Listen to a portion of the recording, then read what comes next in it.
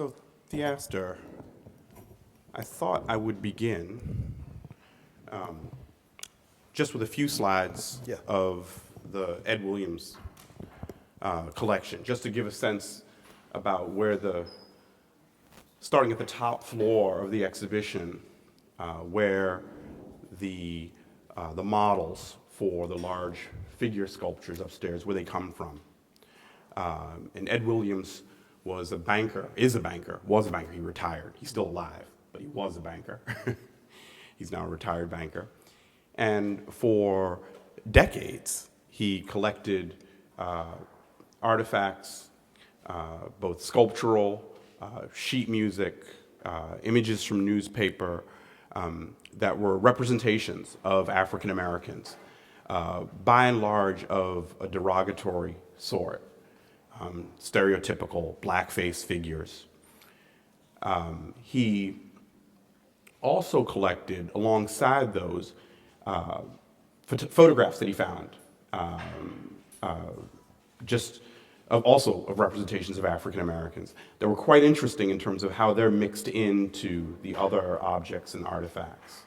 So the collection isn't simply an archive of what I call Negrobilia, but it's also juxtaposed against this very small, but I still think very important collection of just quotidian African American life to sort of, throw those stereotype images into some kind of relief. So that's Ed Williams. So I'll show a few slides of the collection and where it's housed, just to give you an idea of some of Theaster's other activities. So this is the Stony Island Arts Bank. And this is the bank that Theaster acquired and turned into a cultural center. And inside the bank on the first floor is an exhibition space. On the second floor is the Johnson Publications, John Johnson's library.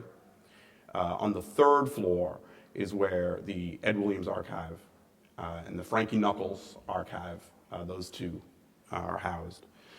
So, and for those of you, Frankie Knuckles is a very famous DJ, responsible for Detroit techno house music.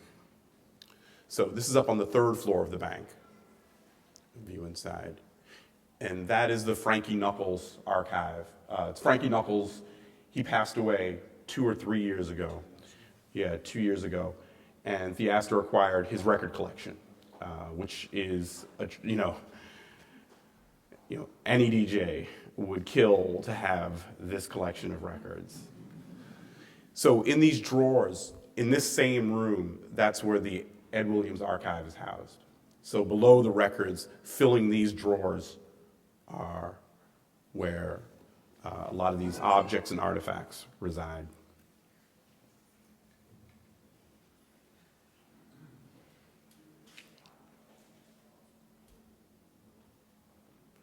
Yeah. Actually, is there any way to turn off the lights in the front, just because it's washed out a little bit? Oh, thanks. Thank you.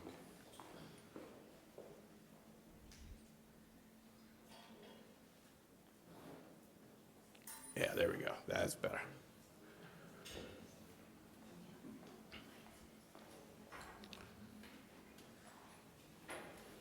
So there are flat files. Yeah. This is in Ed's home. Okay. So Yeah. this shot is before we took the objects from Ed Williams. He lived with them all over his house, and they had taken over his basement. He had to buy a second house just for the collection. And at some point, his wife said, "Baby, It's got to go. yeah, it's me or these black objects." Are they still married? They're still married. Okay. Yeah, and we wanted to document the objects in situ, just so that we had our own kind of preliminary understanding of how these things were lived with and worked with, because in advance of them acting like precious objects, the way that archival practices could make things, they were simply things that were around the house. Right.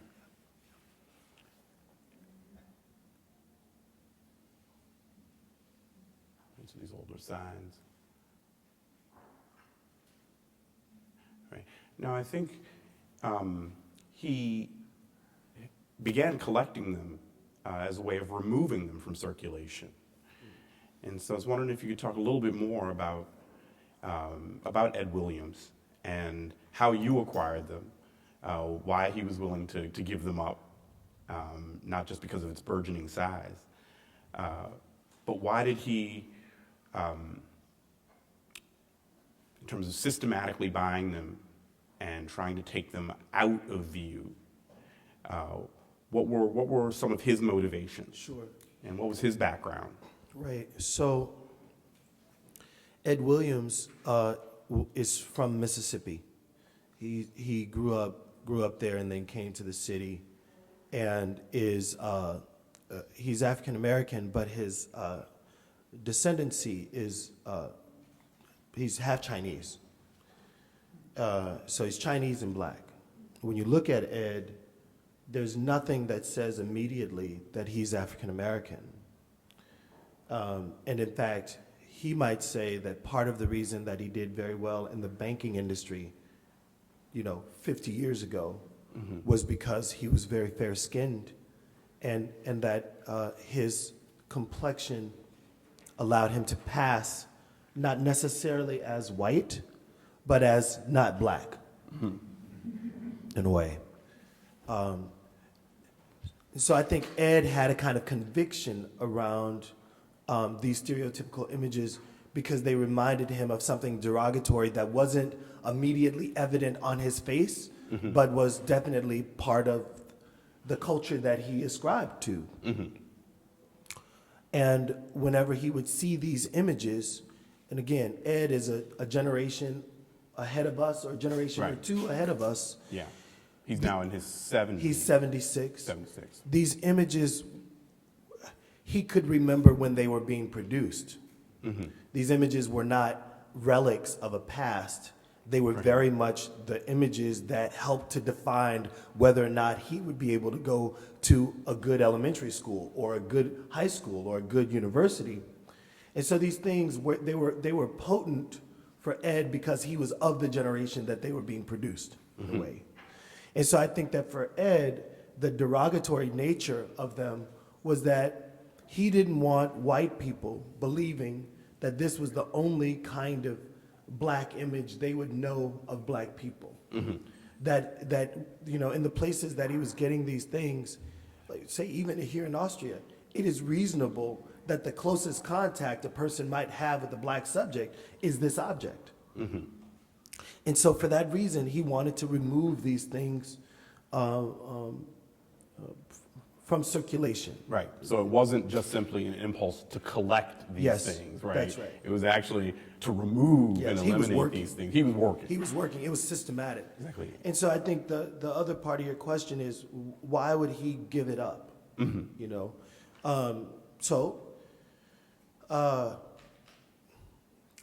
He thought of this collection as a kind of legacy.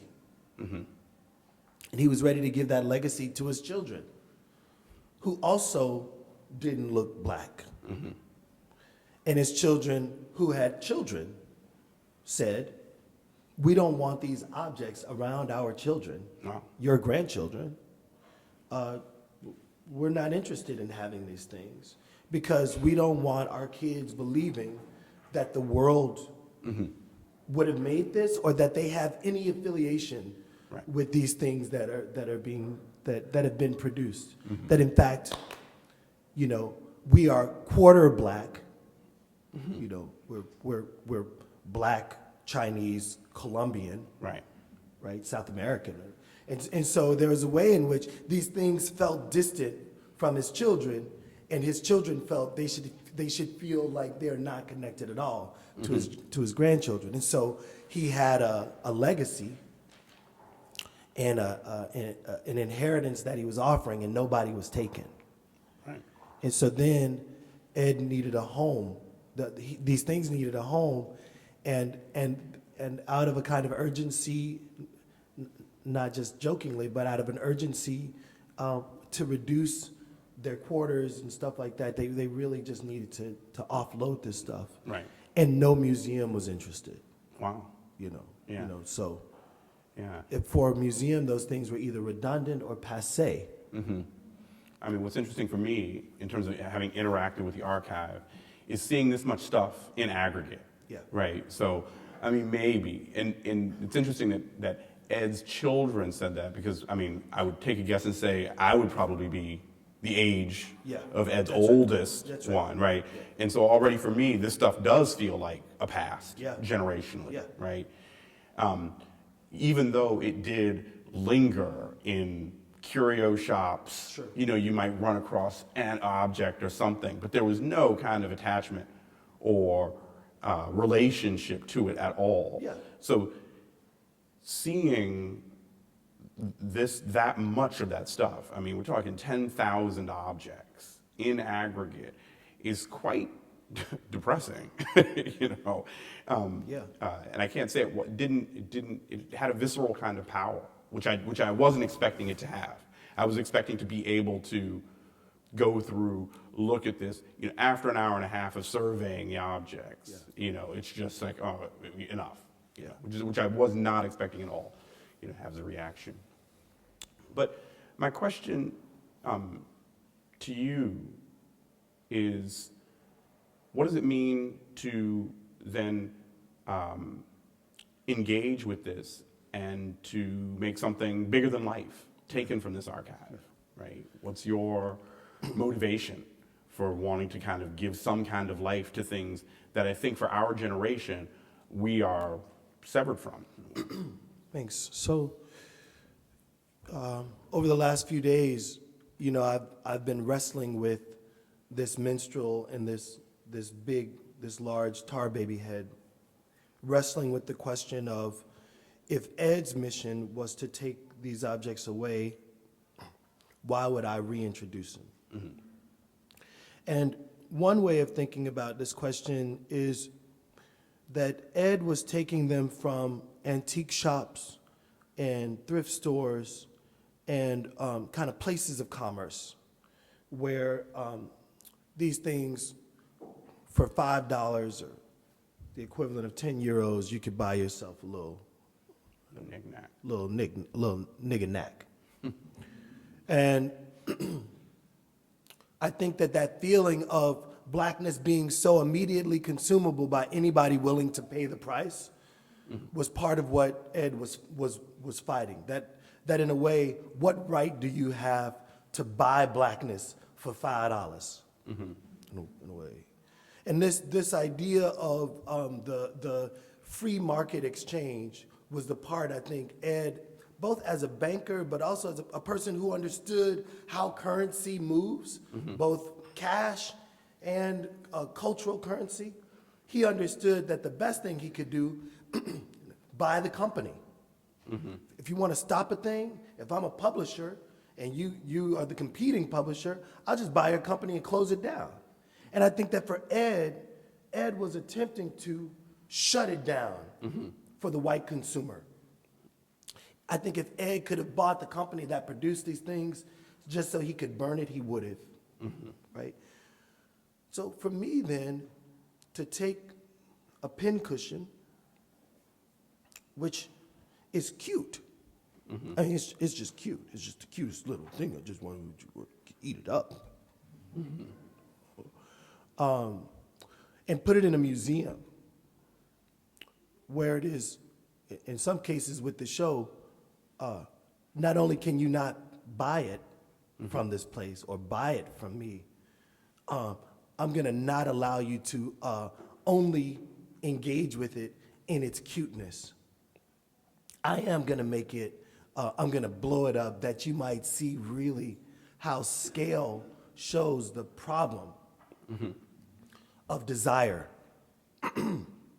That there might be a way, you know, I call the fourth floor a bad dream, you know. And part of the reason I think I labeled that in the 11th hour was because there's a way in which I don't want to have to deal with these images. But the reason that I don't want to have to deal with these images is because I don't really want to believe that I live in a slightly racist world.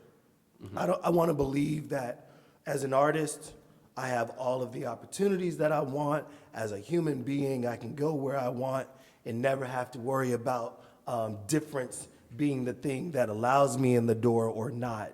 And every once in a while, I'm reminded of the fact that even though I've moved forward in my advanced human thinking, that not everybody has.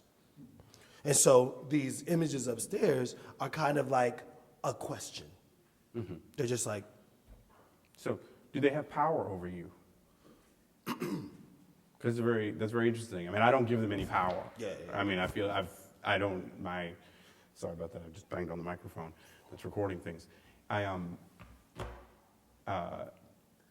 It's in describing them, you describe them as blackness for sale, right? And for me, they are anything as far as what I would be willing to, those aspects of culture that I'm willing to categorize or place in the category of blackness, because I also have a problem with that term as well.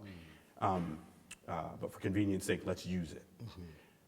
That those things do not qualify in terms of belonging to that category. They have nothing to do with me or those things that I would think of as a form of expression of a cultural order, in that regard. They are a form of expression of a cultural order, but not by or for black people. totally. Right. So in that way, I don't give them a certain power. So, but so do they hold that kind of power for you? They have power over me. Wow. Okay. Let's play that out a little bit.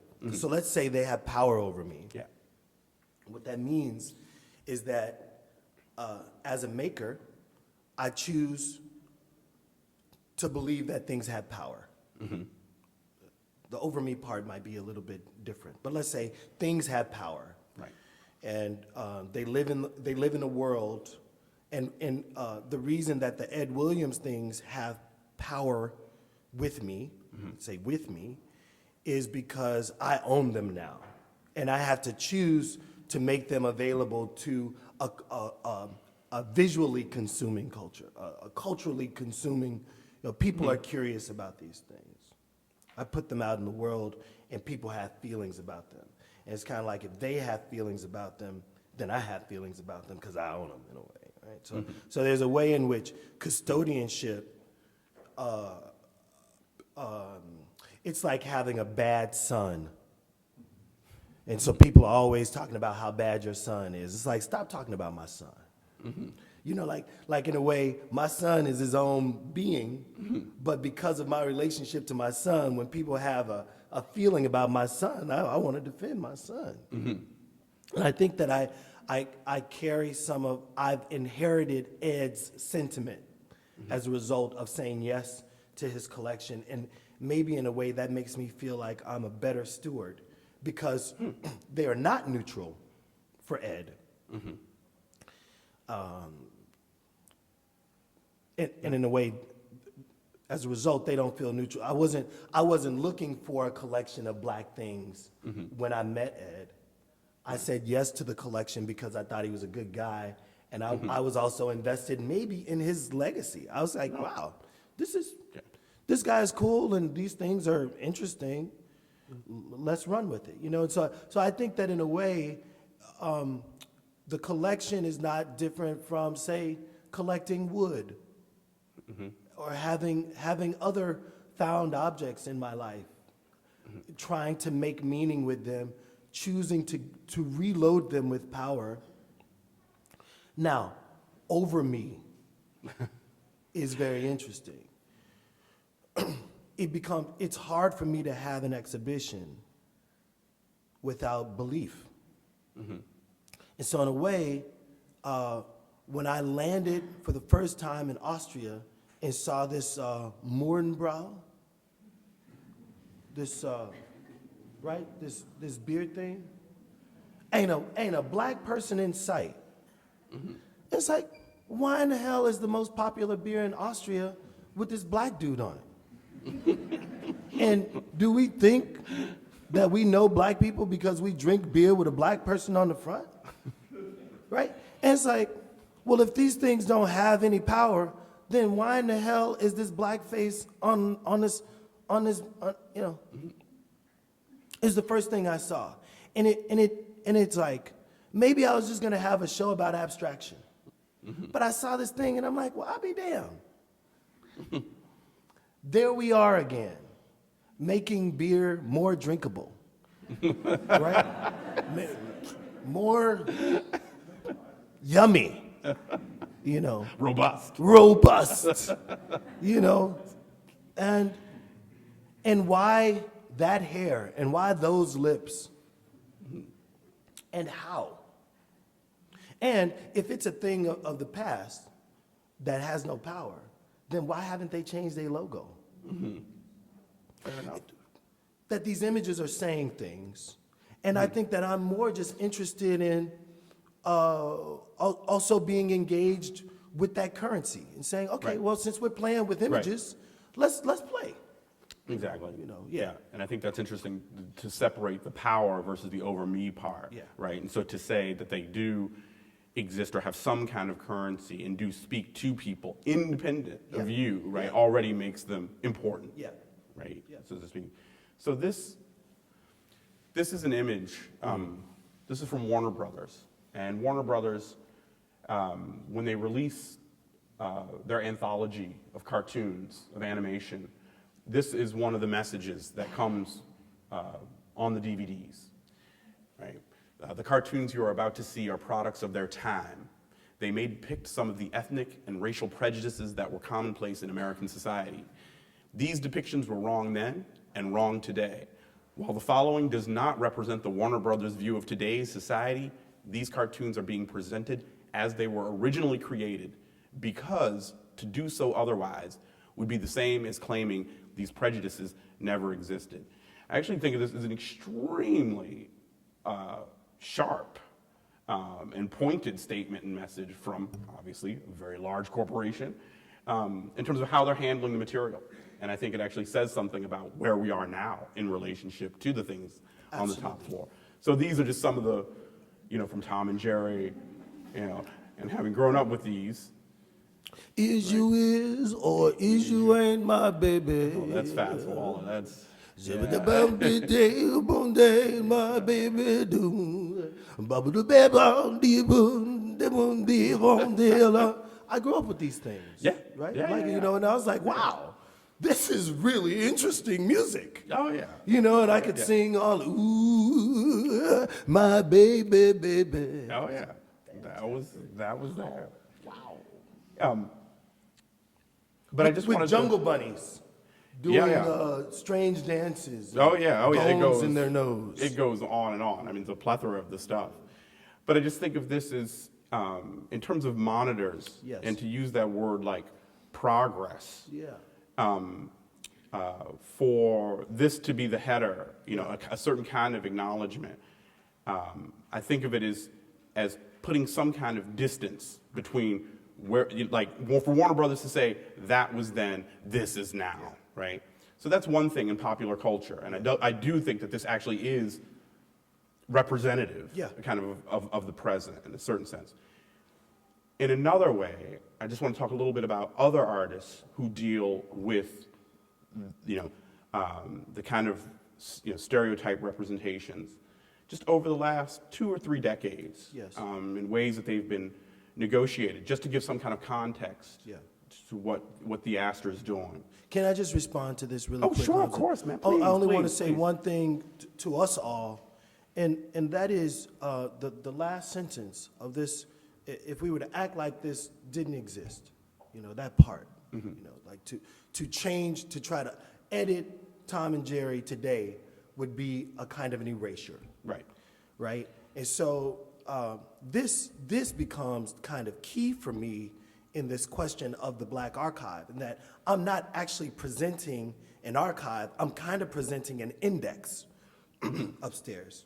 And the index is simply to say, these things happened. And in the same way that they still want to show the Jungle Bunnies. But what would happen if there wasn't this phrase in advance of the cartoon, right? So that this phrase starts to do some framing that says, this is now. But I think that for a long time, before people had the savvy of this phrase, those things just went dormant Right. out of a kind of political correctness. And so it's like, well, I know a lot of politically correct people who, you know, in this moment, the cultural, racial, ethnic, geographical, class biases that we have, we are now all too sophisticated to admit them. No longer can we get away with saying some of the stupid shit we've said in the past. And so when people see difference, they just nod. Right? And then they go home, they go to the car, they speak in another language and they say, do you see that shit? You see them? Here they come. Oh boy. You know, that's all I got to say. Okay. Thank you. So- Thanks for letting me get that off my chest. And not at all. Right. So, the one, the only, this is Alison Saar. And I just thought I would have an action shot of Alison Saar with the chainsaw, getting down. And these are works from Alison Saar. So just thinking about wood carving, right, in terms of African-American artists who are engaged with figurative work, you know, in the time-honored tradition of sculpting. Right? So this piece is called Weight, and it's Weight, and I think it's a play on the idea of waiting. You know, so this is called coup, or coupe, but no, coup, C-O-U-P, cut in French. Bat boys, and these are baseball bats that she's carved. This is called Strange Fruit. And this last one, what is the name of this last one? I'm going to blank on the last. Cakewalk. That's it. So she also, likewise, with the tar. And that's to give a sense of the scale. So it's 80 inches high. So it's got a little bit of height on it. So that would be Alison Saar. And this is Kerry James Marshall, whose retrospective actually opens today in Chicago, and it's actually going to tour. He just turned 60 years old.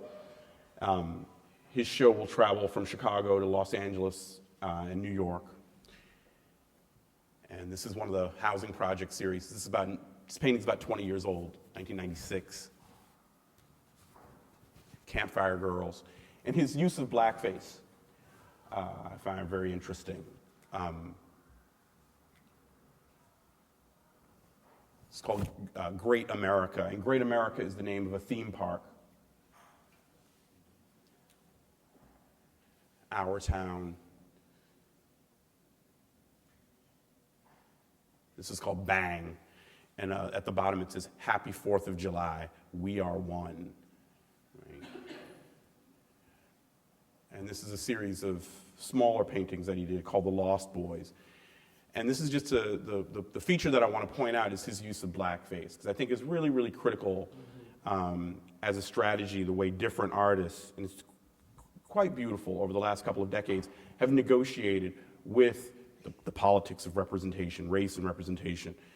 And with Kerry, it's interesting to me at times the way some of the figures will stare out of the frame and engage the viewer, and to ask them, in a sense, it seems like a rhetorical kind of gaze. If the scene that you're looking at is real, because a lot of it looks like some kind of fantasy, right? This series called Lost Boys, which is based on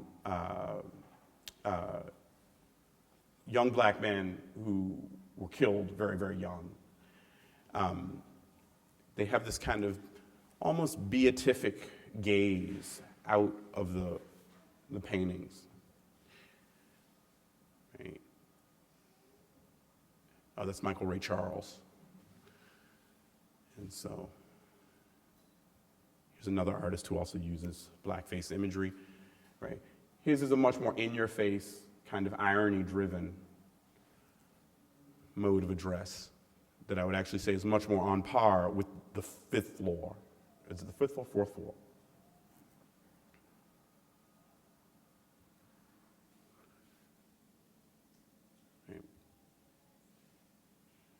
serving with a smile. That's what it says at the bottom. So just as far as a point of comparison, right, I think of Kerry as engaged in a much more somber, kind of reflexive state as opposed to one that's driven based on irony, right? So Michael Ray Charles wants to exploit negrobilia and kind of throw it back out in your face, right? As if to, again, it revolves around one of irony, right? Like, you know that this kind of imagery, very brazen, right? He's kind of exploiting a kind of, I would say, almost like, you know, a ready-made kind of anger in a way that's there, right? Right. Whereas Kerry, you know, much more chill.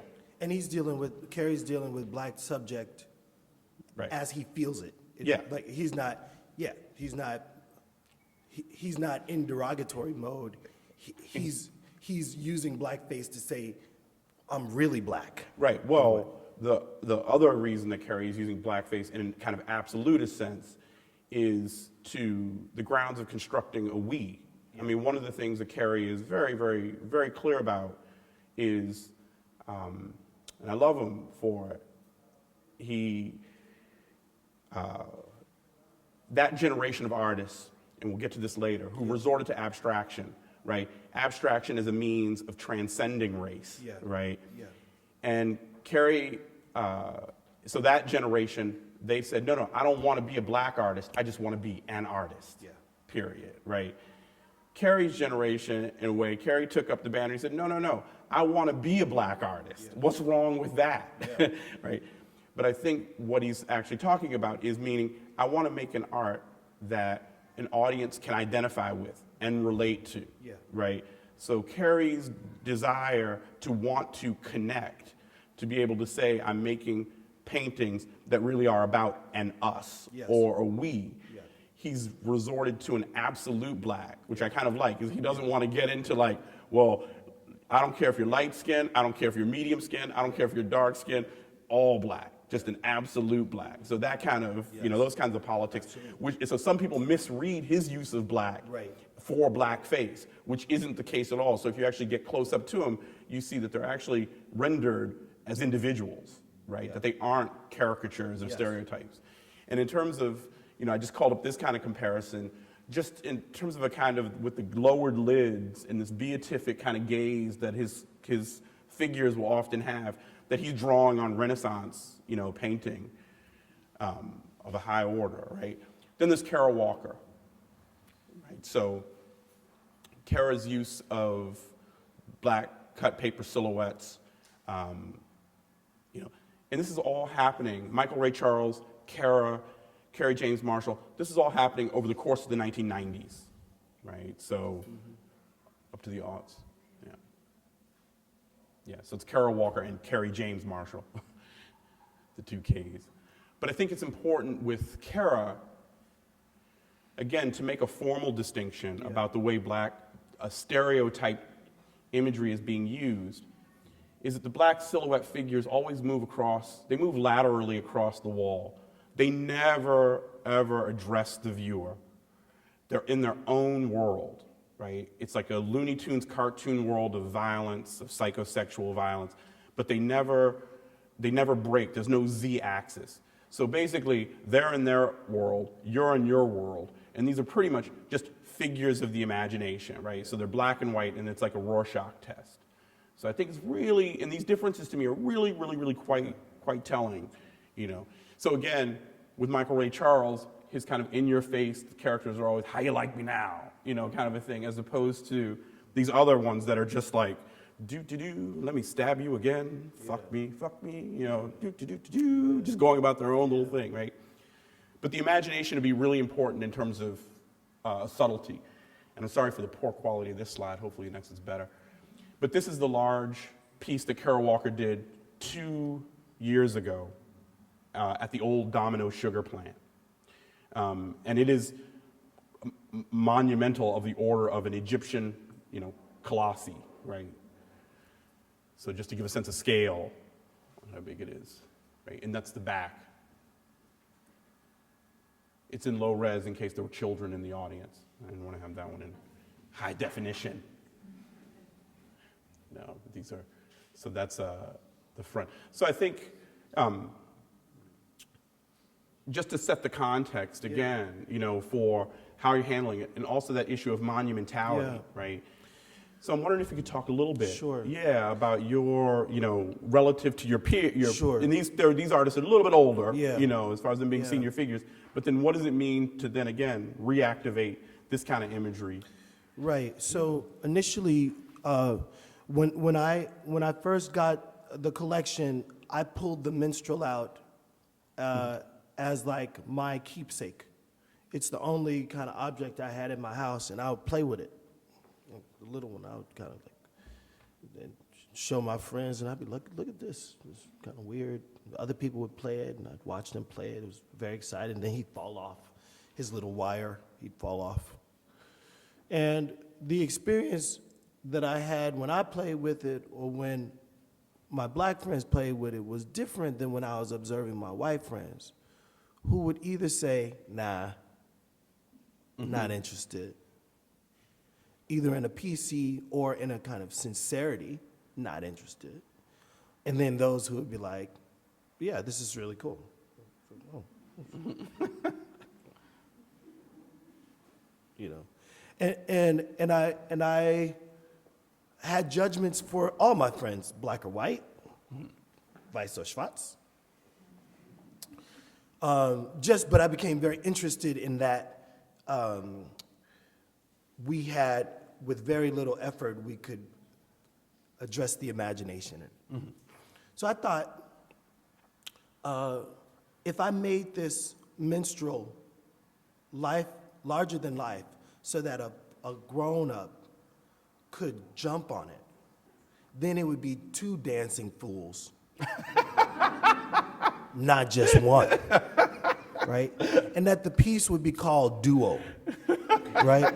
And that right? And so it's a trap. Yeah. And I thought if I could get my camera crew focused on the jumper, right, who's having to exert energy in order to try to make this minstrel move, that in fact they're becoming the bigger asshole, spending way more energy, right? And that really they're just engaged with their imagination, right? That in fact there is no black minstrel, there is no blackness that you're looking at. It doesn't represent anything. In fact, you're just chasing a dream. So in a way, the minstrel functioned like that for me when I first kind of thought it out, like that if I gotta dance, you gotta dance, right? And so the other day when Thomas tried to make me sing, I was like, motherfucker, I'm not singing. I just gave you a show. I'm not gonna sing. Like there was a kind of, I'm delivering a very complicated racial matter here. I'm not gonna sing right now.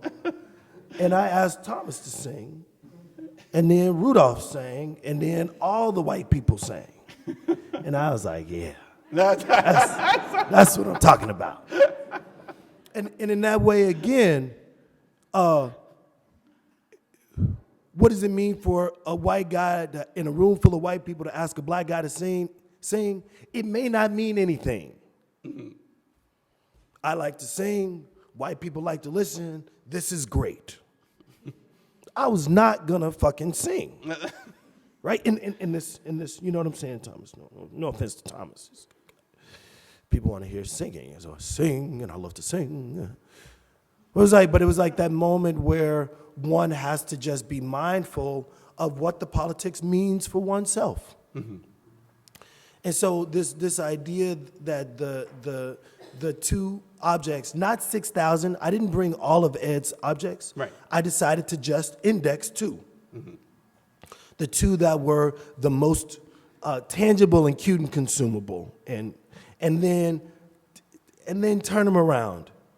And with the minstrel, it was really about there being an engagement between someone else's body in order to make that body work. Right? Then in that way, it was not just to be gazed and taken selfies with like Kara Walker's. If this is gonna work, you gotta implicate yourself. right? It's gonna take some work, and it's gonna disrupt things, right?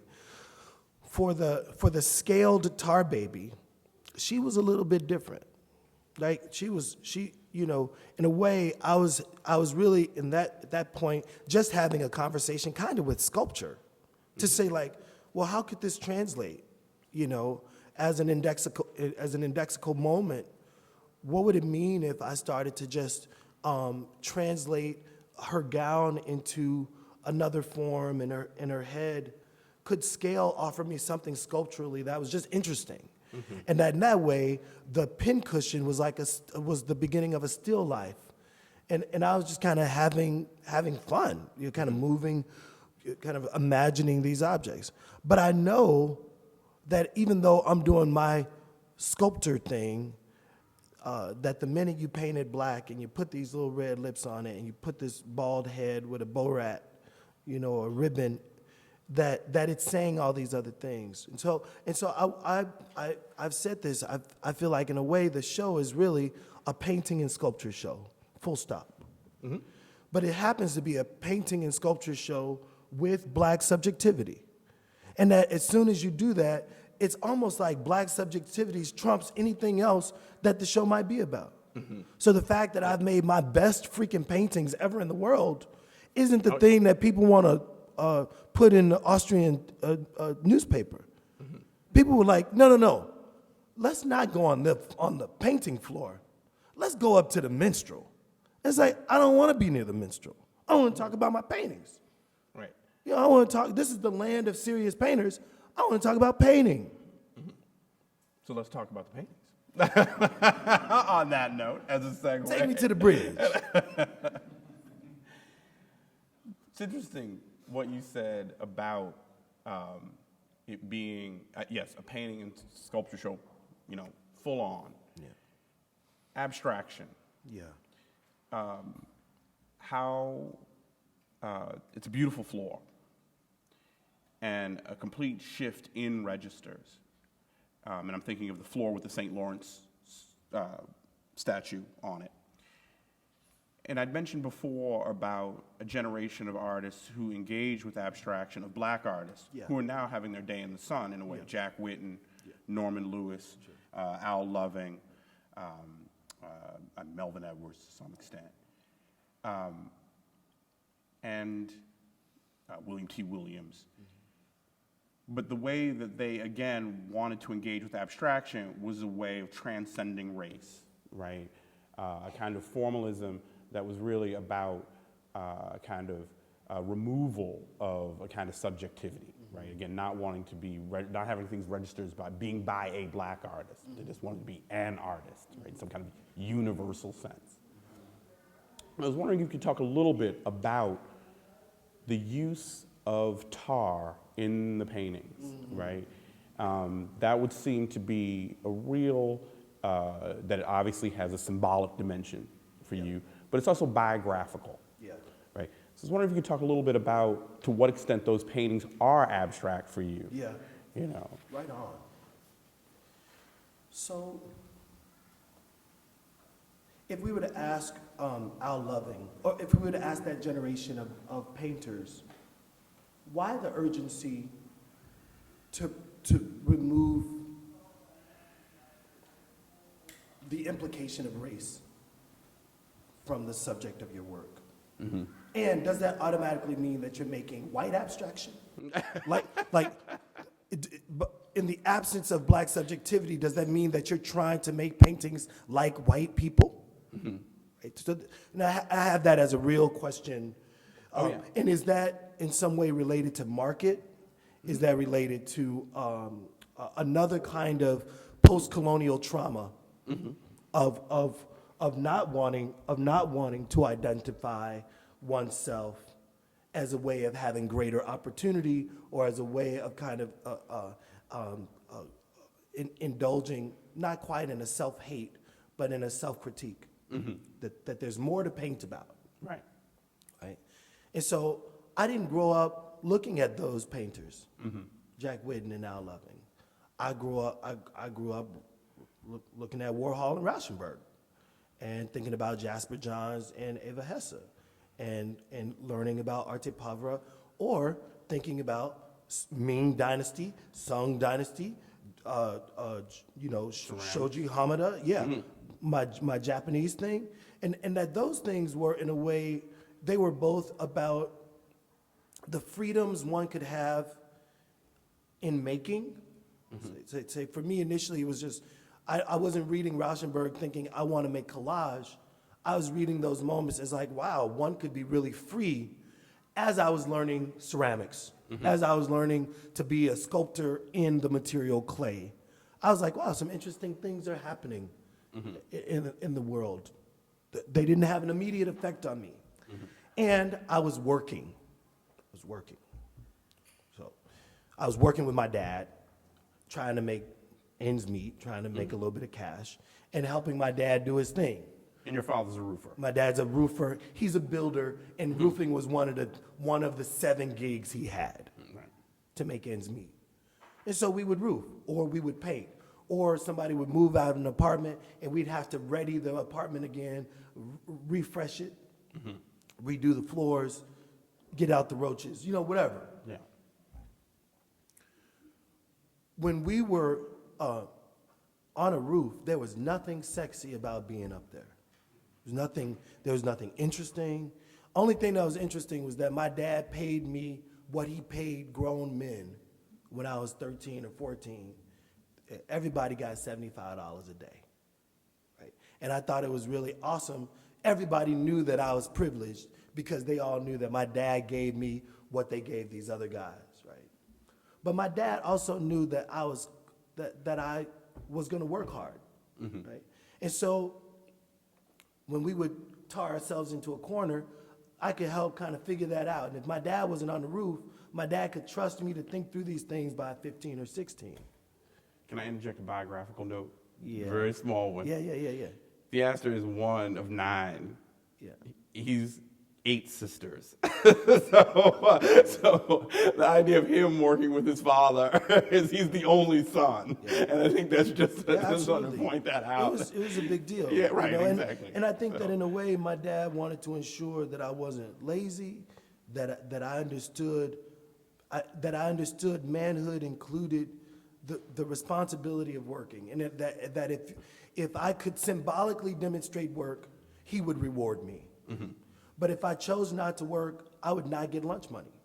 It was just, there was, so there's that stuff, right?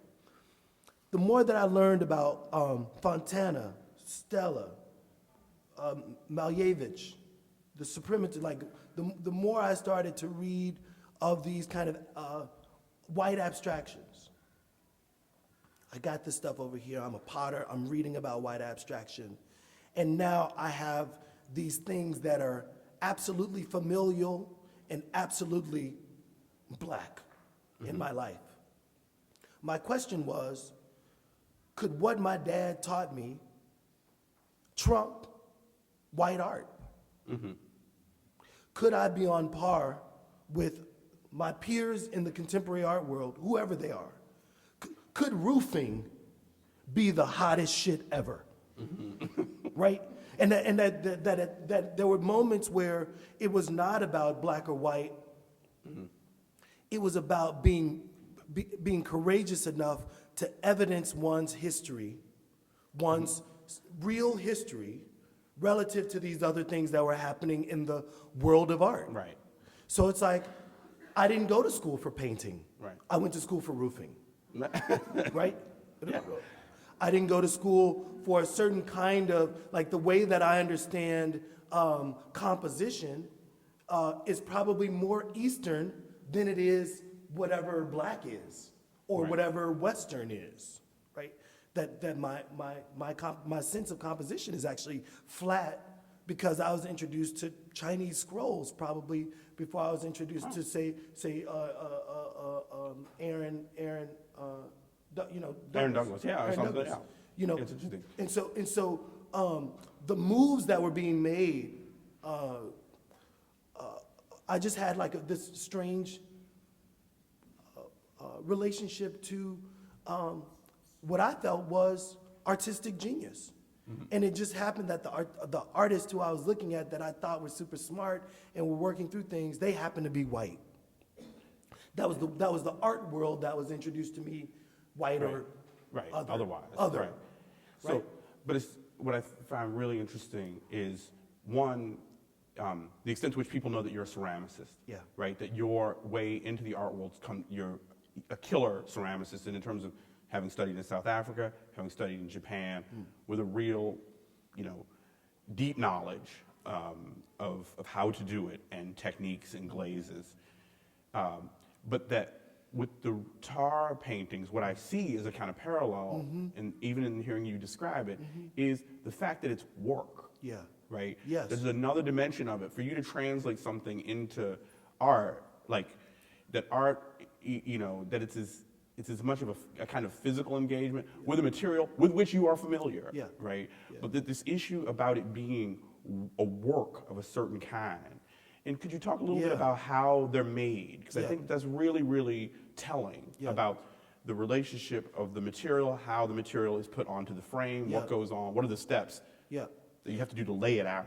So I mean, this is maybe the crux of the show for me. When people try to divide my practice between things that are social and things that happen in the studio, what they don't realize is that the thing that I pleasure most is just working. Yeah. Right. So it's like, well, a building just gives me more to do than a pot does. Right. And then it's like, that feels good. You know what I mean? It's like, and so in a way, the reason that tar, or the reason that these roofing materials, I mean, at the end of when we made these things in Hornums, my body ached, because, it's real work. And I went home and I had an Aperol Spritz, and it's like, and I could feel things, right? And that was an indication of the fact that those paintings were good, right? And then I was following the rules of roofing. So, I explained this a little bit yesterday. What I love about those paintings is that they are also an index and an archive of time in my body. So, you got a roll of tar. You figure out your line, make your line. You have this torch in your hand. You torch the tar so that it becomes hot, and it opens up the adhesion.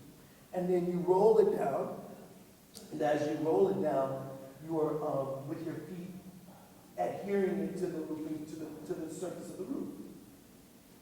At the same time, there's a place where one layer of paper overlaps the other layer of paper, and at that seam, you have to ensure that the seam, that some of the tar kind of oozes out, just like clay, like slip when you're adhering two foreign pieces of clay material together. You need some mushy stuff to wet it.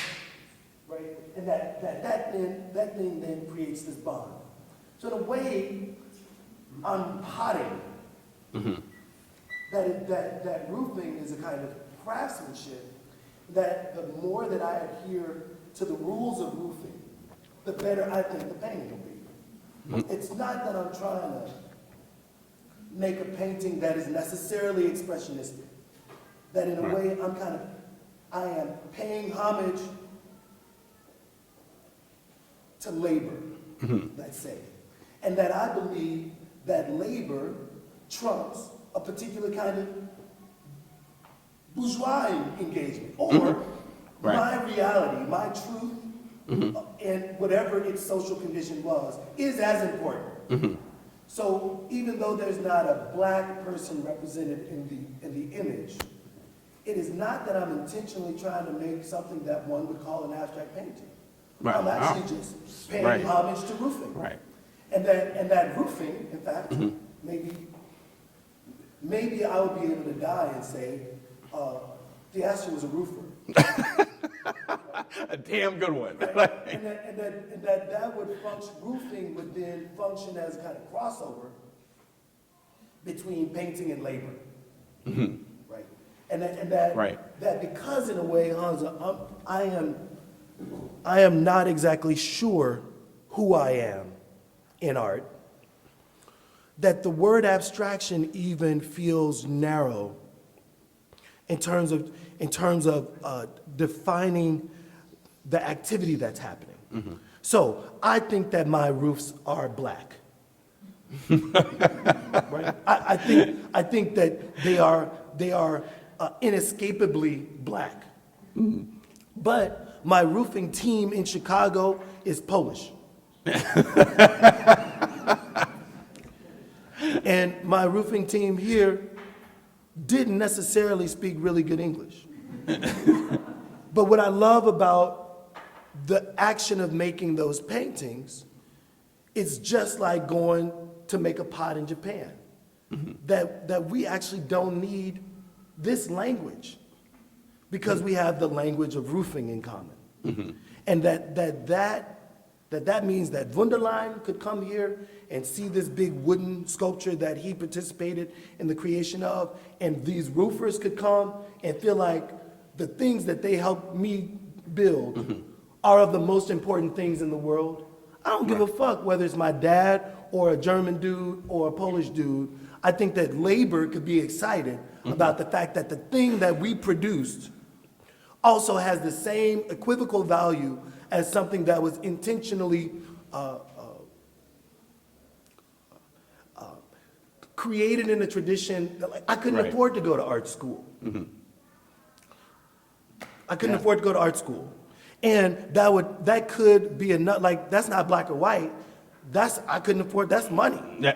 Right? And so, does that make me a self-taught artist? You know? Oh. You know? Does having an MFA qualify me as being a good artist? Right? And so all of those things start to kind of break down, right? And then one has to choose for themselves, like, oh, I'm going to honor the things that I know how to do. Right. All right. Well, I can stop. Do we open it up for questions?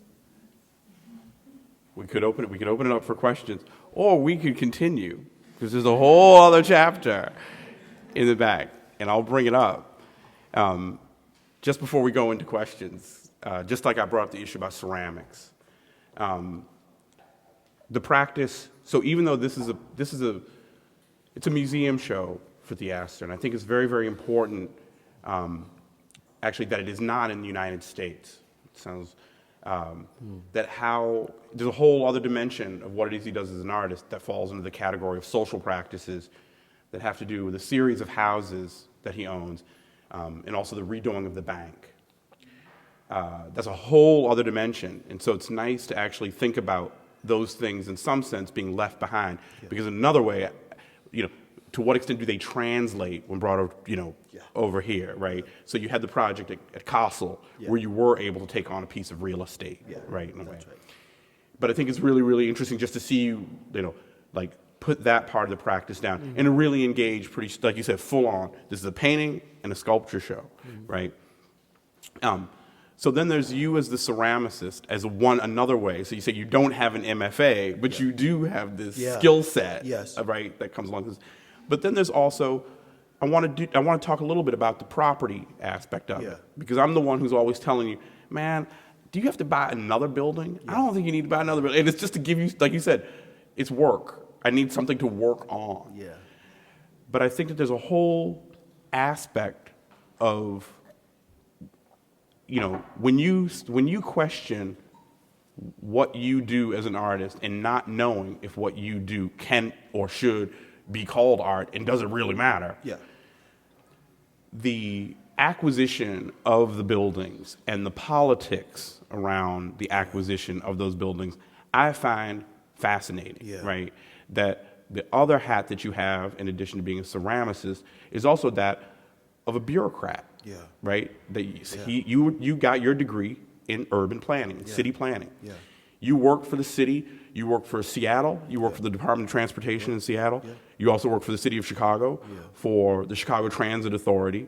So you are no stranger to a certain kind of political machinations, City Hall, and about how do you get land, how do you acquire it, and do what you want to do. So I was wondering if you could talk a little bit just about your, when you said you take pleasure in X or Y, right? I think another one of the things that you actually take pleasure in is bureaucracy. Yeah. As crazy as that sounds. Yeah. And could you talk a little bit about your love of that kind of machinery? Yeah. Right? Man, okay. So I'll start by just relating this to St. Lawrence and, Okay. Yeah, and right, the 'cause roofing St. Lawrence- suite. yeah. So the way that I got St. Lawrence is because a church was being demolished. A very large Catholic church in my neighborhood was being demolished. We went to the demolition guys and we asked if we could acquire the bricks from the church. They agreed. We negotiated a price, and I think I ended up with about 400 pallets of bricks, 500 bricks per pallet, right? Whatever that is. We became friends with the demo guys because the demo guys had already gotten paid for the demolition project. So, Right, so they get extra money for the bricks. this is Yeah. this is like extra cash. So they remove all of the bricks. They get to the slate roof and they say, "Mr. Gates, we got some slate." I say, "I want to buy the slate." We negotiate a deal. They're taking down the wooden studs, the wooden beams that hold the false cathedral dome ceiling. They say, "Hey, we got some wood." I want the wood, right? And this is, St. Lawrence is a block away from my studio, right? It's a block away. And so every day on my way to the studio, it's like I'm looking at my job site, right? In a way, that negotiation with these men put 10 more men to work. That was exciting to me. That the palletizing felt like a performance every day. That was exciting. That those bricks, 200,000 bricks or something, that would create a new kind of garden, right? Which meant that I have to have a place to store, 400 pallets of bricks, and I have to have a need for 200,000 bricks. You know what I mean? Mm-hmm. Whatever. And so that meant a need for space, right? Anyway, we get past the slate, we get past the beams, and the last things they take down is St. Lawrence himself and the bell. Both of those things just beneath the roof. And so there was this day before the whole thing came down that you just see this steel skeleton, right? So this is 1923. The building looks Catholic Rococo, but in fact, it's a modern building, Yeah. right? And so it's this beautiful steel structure with St. Lawrence and the bell. It's freaking gorgeous, right? Then I get a call from Oakley and Wacer. We'd like you to be in the Venice Biennale, right? And in a way, St. Lawrence and the bell just happened to be that moment in my real estate life. It was like, well, what do you want to do, Theaster? And I was like, well, I got this bell, and I got this dude, and the dude doesn't have a home anymore, and I got this slate. And so I took the slate, the bell, and the dude, and when I was acquiring the bricks and acquiring the slate, I didn't know what I would do with those things. That part isn't so interesting. The deal making was interesting. Mm-hmm. The everyday negotiation of you cheated me on 2 rows of bricks. We're dropping the price from $50 a pallet to $40 a pallet. Those negotiations, their bureaucracy, or managing Sharon or managing my team as they do, that stuff is very exciting. But I think that there's a direct relationship between St. Lawrence, the creation of roof, the demolition of roofs, and real estate, right? And that for me, citing St. Lawrence in Kunsthaus Bregenz, buying St. Lawrence, putting these black men to work, all of that feels like one beautiful poetry that may or may not be revealed to a public. If we weren't having this conversation, you guys would never know this. But then there's this other part that's about land and power, right? So at the end of undergrad, I was introduced to Lefebvre. Mm-hmm. And Lefebvre has a famous book called The Production of Space. And in this book, he talks about abstract space, and concrete space. And when I started to kind of think about these theories of space, the thing that Lefebvre introduced to me that was so telling was that when we moved from the commons, when we moved from this idea that land was for the people, and we started to commodify space lot by lot, or acre by acre, hectare by hectare, when we got to the point where the entire world's geography had a number and an owner, like it was at that point that a radical shift in our thinking around how we live in the world happened. Mm-hmm. That my dad was always saying, you shouldn't rent. And my dad was saying that because his father was a sharecropper. So even though his father worked the land, ultimately, if the owner of the farmland said, I'm gonna do something else with my land, the opportunity to make money was gone. So his father was like, we're not doing this no more, right? And all of a sudden, the production of space, like land equals power, like those things started to shift. Mm-hmm. And after the fourth time of being kicked out of a studio, of a space, I was just like, I'm not gonna deal with this anymore. Right? And it became really tangible in this moment where just as my artistic practice was burgeoning, just after I had done all this work to make this space a beautiful space, say, mm-hmm. Then the reality of the commodity of space was upon me. Mm-hmm. And so I think that in a way, the acquisitions of houses meant that I could manage cultural opportunity for myself and for others and never have to have a certain kind of worry. Mm-hmm. The other part that's true is that I really do enjoy process work, right? And so it happens that the acquisition of a building requires a lot of work, especially if the building is owned by a bank or there's a kind of bankruptcy against the building, or the owners died and you don't know that there's a tremendous amount of labor necessary for the redemption of that space. I have a particular geography of buildings that I'm interested in. And so within that geography, I'm willing to work as hard as I have to in order to both participate in the process of that, mm-hmm. but then manage the affect that the ownership allows. And so in a way, it feels like the acquisition of buildings is a means to this other end of being able to do things in the Stony Island Arts Bank. Like, I don't necessarily love all the processes, but if I want to ensure that there's a venue in my neighborhood where great music could happen and great exhibitions could happen, then I may want to, like, the only way that's going to happen is that somebody has to own that space. Right. And it moves from an abstraction to pretty quickly. Pretty quickly. To tangible reality. Yeah. So, yeah. So, I think we touched on at least, I'd say the practice in some sense, all the Thank you. All the aspects of it. But yeah, so we'll open it up to questions. Can you talk about, so Ed Williams, he's the collector, and so there's this ambivalent relationship of his children and grandchildren about what he collected. And you have that, and you use it now, and you bring it back into some new context. How does he feel about that? Do you know? I mean, has he seen this kind of recycling and redetermination of his objects that you are doing? How does he feel about it?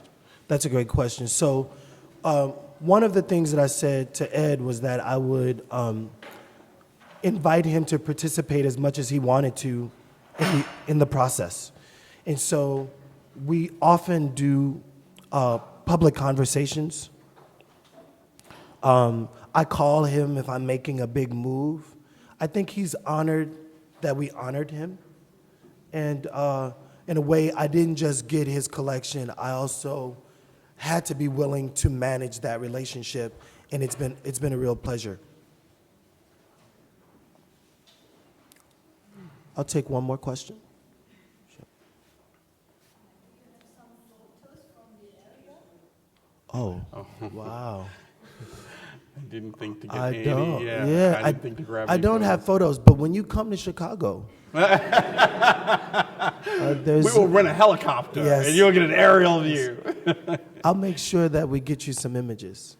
The neighborhood, you know, what's interesting is that the buildings are very beautiful, but the neighborhood has it has a stigma. And so when foreigners, people who are foreign to the U.S., drive down the street, they're like, wow, these are beautiful brick buildings. Or people from Los Angeles or California where all the buildings are like frame houses. If they come to the Midwest for the first time and they see these brick buildings, they're like, wow, this doesn't look like a bad neighborhood. It's like when I go to Compton.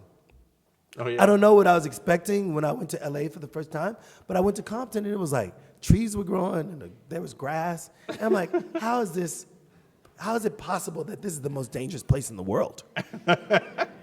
You know, I hope to get some images to you. Aren't we hungry? Yeah. Thank you all very much. Thank you, Hamza.